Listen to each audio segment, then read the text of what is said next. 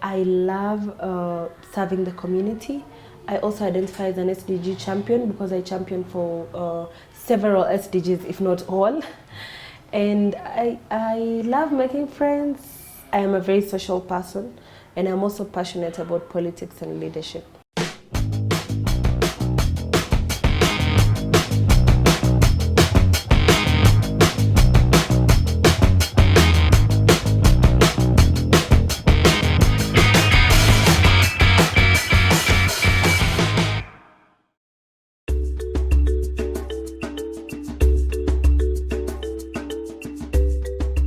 Anita Soina identifies as a Maasai, born to a Maasai father and Kalenjin mother. This young woman has achieved at the age of 23 what many men and women can only hope to achieve in their lifetime. She is the founder of Spice Warriors that now has a branch in Tanzania as well.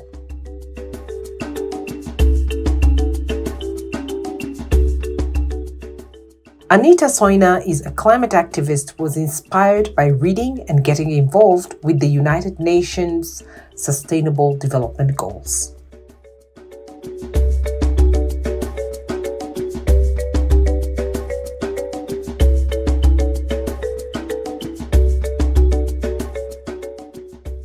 But then as I continued to read slowly and slowly, because by the time I was putting up an organization, we were not even dealing with the environment. We were just trying to see how we can mobilize food stuff, take it to the street children, take it to children's home and all that. But then as I continued reading, I realized that, okay, so there's climate, and it looks like climate is at the center of all these other, without when the environment is not good, we don't have food, and that means we don't have water, and that is so the hunger comes in, and poverty is worsening and all that. So then I also realized that what I can do by in this space is just start by planting trees. That is something that you can do with not much resources. And even with friends, it's easier. So I rallied my friends from the entertainment industry. I used to work in the art and entertainment industry, the managing artist and their social media platforms. And that was at the age of 17, 18. Yeah.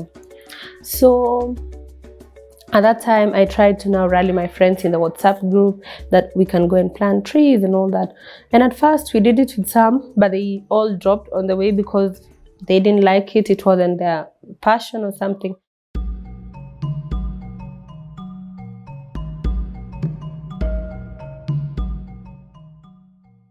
Anita was inspired by her grandfather, who passed on values about conservation and protecting environment.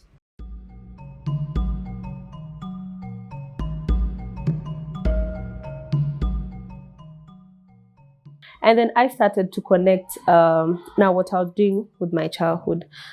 I remember growing up with my grandfather, who was my best friend before we lost him. And he was really passionate about even the environment. He had his own forest corner that was very intact, and people even around were scared to go and fetch firewood from there. And he had this same case to politics. He used to tell us to keep quiet so that he can listen to news. So when I started focusing on environment and seeing myself in politics, I said, maybe I got it from him, because I was like the favorite grandchild. This even my cousins do know. I was the favorite grandchild, and I started to connect that maybe that is where I got it from him, but it took me time to discover. And I realized that I was so comfortable in the environmental space, and so maybe this is passion that I've just discovered later. And that's when I started now focusing more on climate and environment. And so because I have not studied any course related to that, I was realizing that like my friends who dropped out and many people who didn't like what I was doing is because they think it is the role of maybe a government or those people who went to class to study environmental science and related topics. So I told myself, if I'm going to do advocacy for this, then I have to stick to my course and then show people that you don't have to have that qualification. That the fact that we just live on this planet is the only qualification.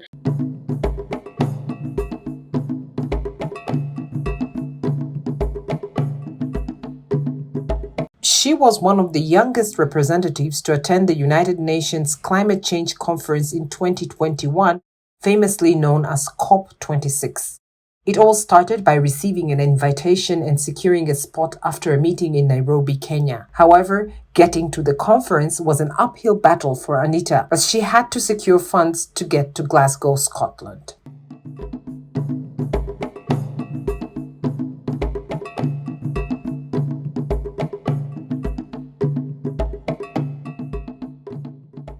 So I got my accreditation, and when I went to seek funding, I remember that was the craziest moment.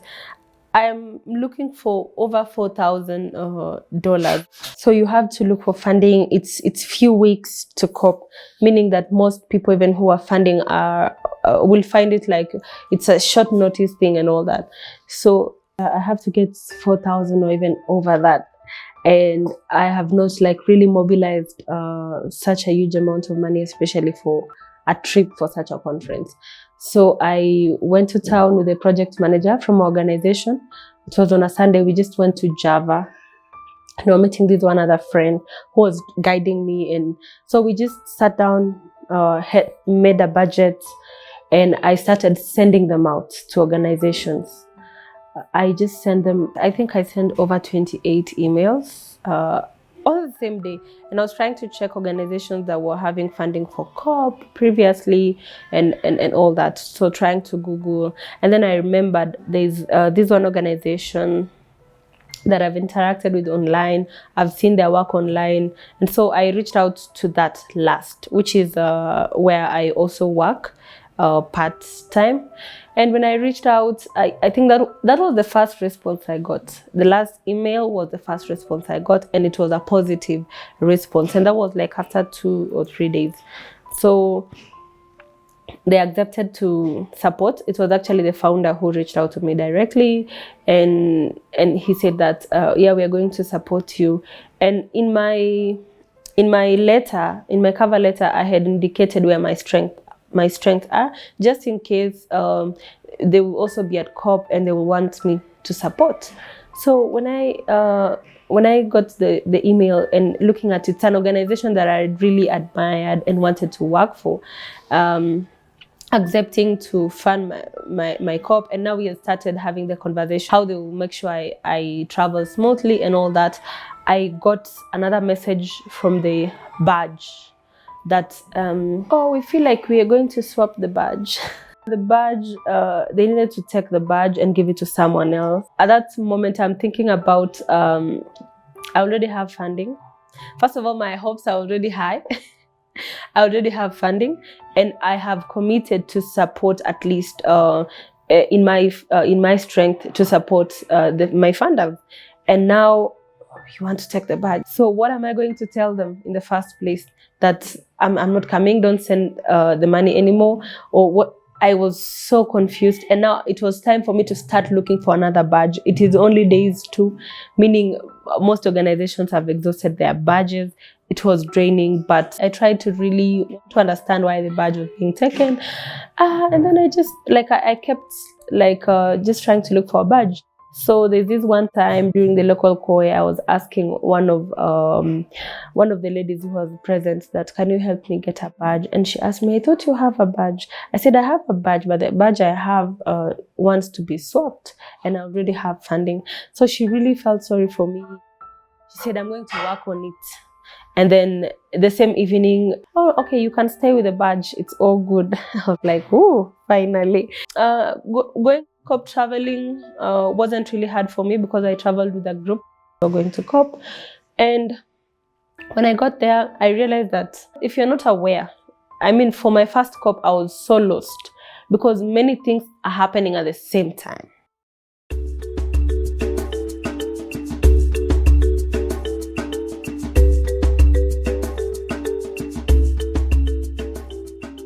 Anita is a busy young woman who, unlike her peers in other developed countries, had to learn to manage her time, her schedule, and her resources without paid staff or managers.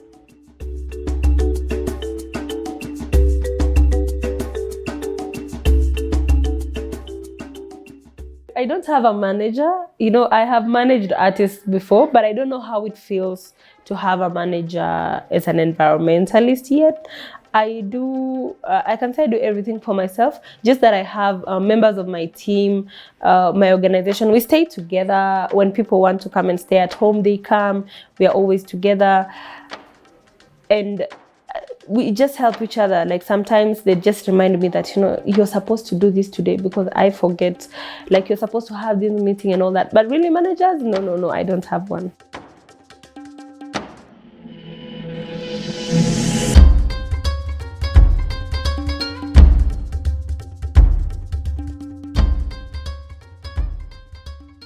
Despite being limited in resources, Anita depends on her team made up of like-minded young people to run and coordinate activities in Kenya and the region.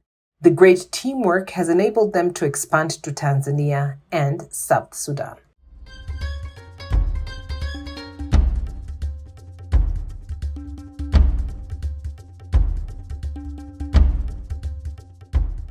So first of all, some of the activities that we run as a team, I like to talk about my team because I don't do all these alone. So we started with tree planting because that was like the easiest to do. But then as we continued learning on different things. So we have social media groups where every week, almost twice a week, they teach. Like we have teachers in the group, so we teach about different topics. People come online, we talk. Let's say today we are talking wildlife, tomorrow we are talking what is the Paris Agreement, tomorrow we are talking something else, and people are contributing about what they learn. So you realize that in our organization we have over 300 members countrywide, in Tanzania and also some in South Sudan. And if you look at, I can say 99.9% are people who do not have any class background on all these. So we have to make sure that every other time we are trying to teach people the simplest things and the simple ways they can do to conserve the environment. And then so we expanded that to climate education in schools. We are trying to think of how we can partner with people to revive environmental clubs, because you realize that in schools when clubs are dying, usually among the first clubs to die are the environmental clubs. So we are trying to know how we can produce, we are right now working on producing materials for them so that it's not just a club, but they have like learning materials for using in the club. And then we move that to grassroots as well, where now we are using the local leaders like chiefs to mobilize people to come together. We listen to their challenges and then we try and also educate them on climate issues. Then now we also have climate stories. Realize that there are people who do not have a smartphone. You know, having a smartphone is a very big advantage, that I can showcase my work online. It can inspire more people. It can mobilize support for us, but it's someone somewhere in the rural areas doing work 10 times than I am doing myself, but do not have a platform. So what we do is we try to amplify their work on our social media pages and just use our platform to also share their work, to make them feel appreciated.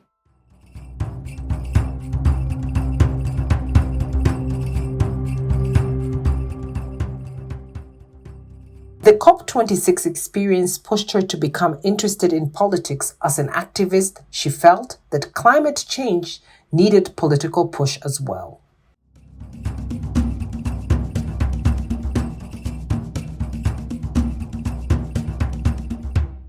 So for example, for this time when I ran for office, I attended COP26 in November.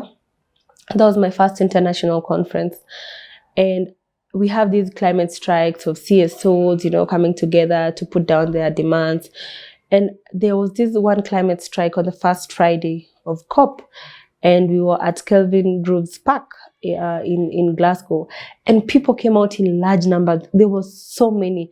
And it was not young people only. I mean, we had old people, we had people using the walking sticks and all that.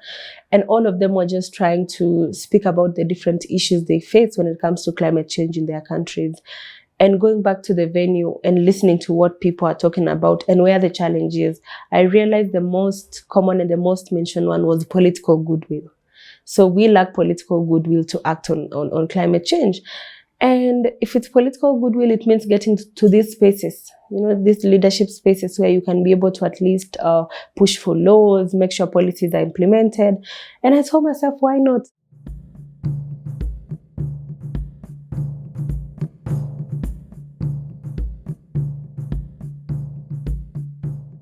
Anita was one of the youngest political candidates in the 2022 elections in Kenya. As a young woman, her experience was mixed, as she faced many challenges.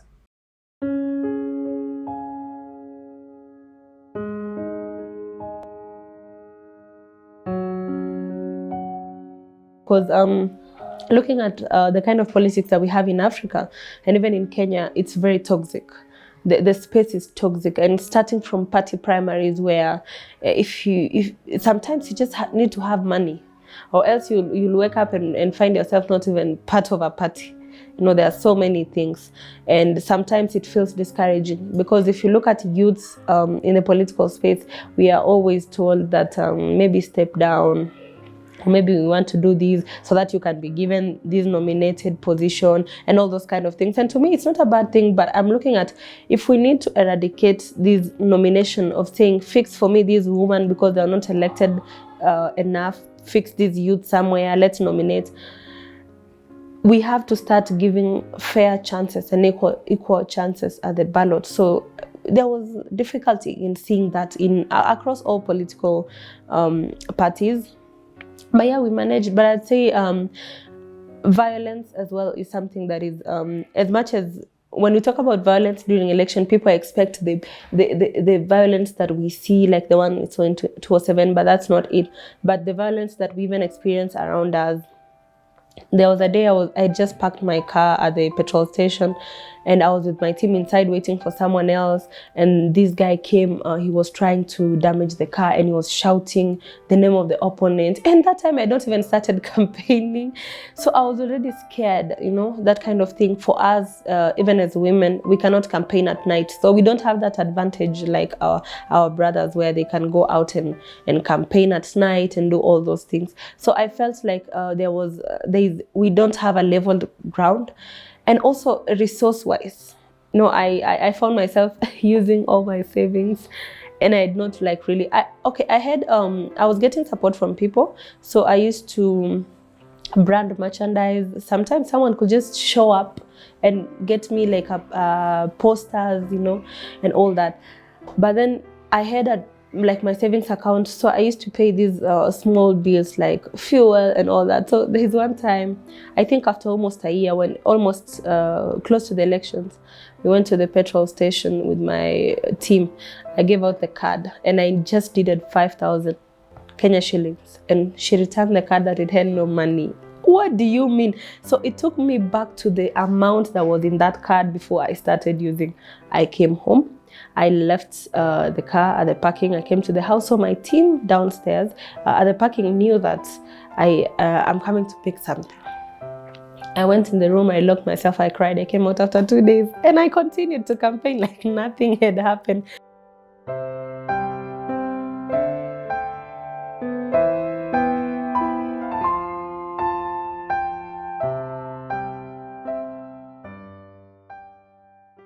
Anita has also been given further responsibility as a youth global champion for the Sanitation and Water for All initiative, which is a United Nations hosted partnership. It is a big honor and responsibility that this young environmentalist doesn't take lightly.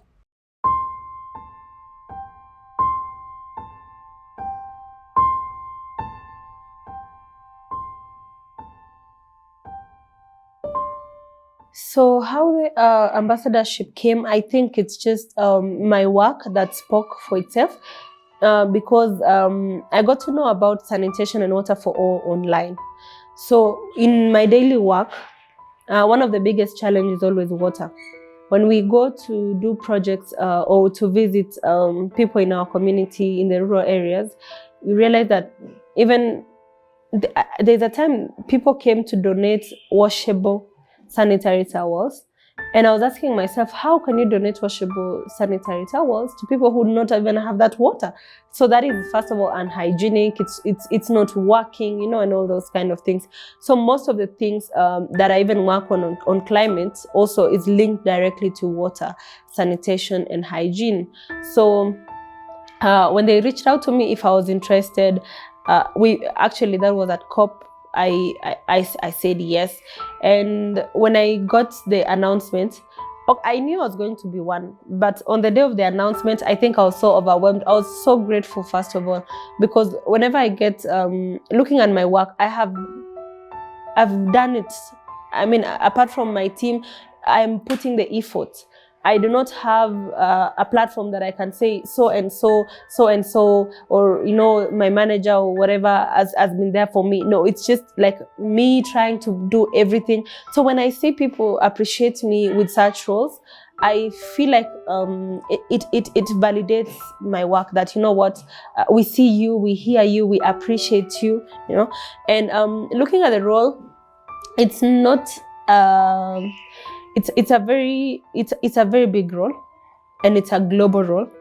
So that means I have to now keep getting voices of people globally on how water and sanitation is a challenge to them.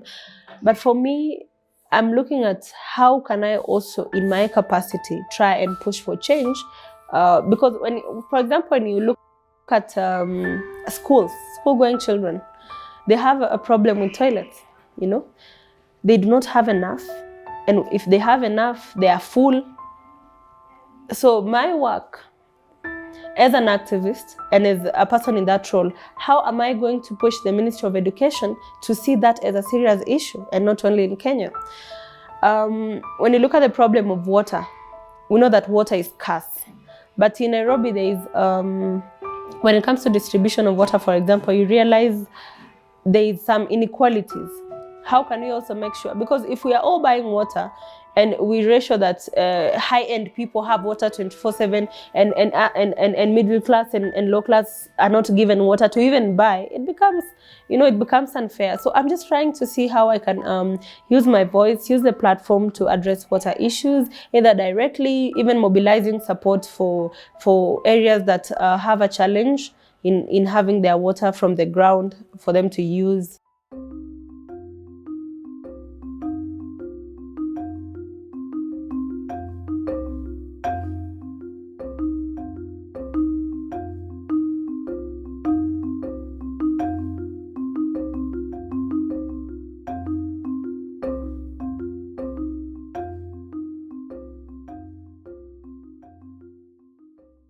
As Anita Soina continues to inspire and motivate young people in Kenya and the region on environmental protection and climate change, she has some sound advice to her peers.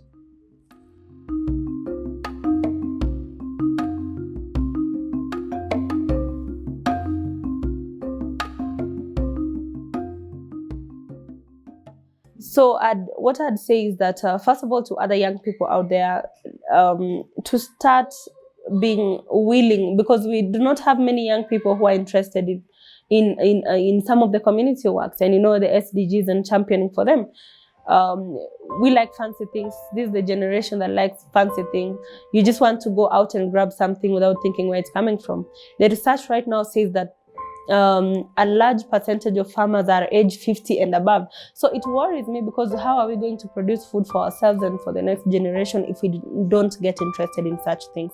And maybe just to tell them that when you're in this space of activism, not necessarily environmental activism, one thing you need to remind yourself every day is why you are doing it. So when you have the why you're doing it, then you will keep doing it, and you'll not keep discouraged. And one thing that I think is missing in the activism space and then the environmental space is unity.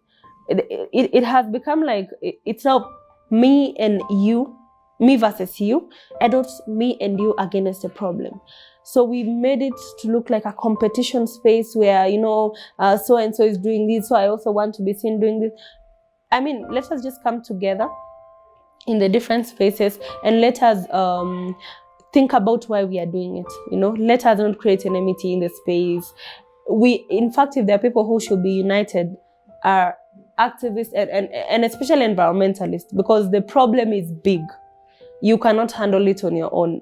In fact, now we need to be getting more people, winning more people to come, leaving no one behind, so that we can be able to solve this. So the unity part of it is what will actually make everything successful. Working in silos sometimes becomes difficult.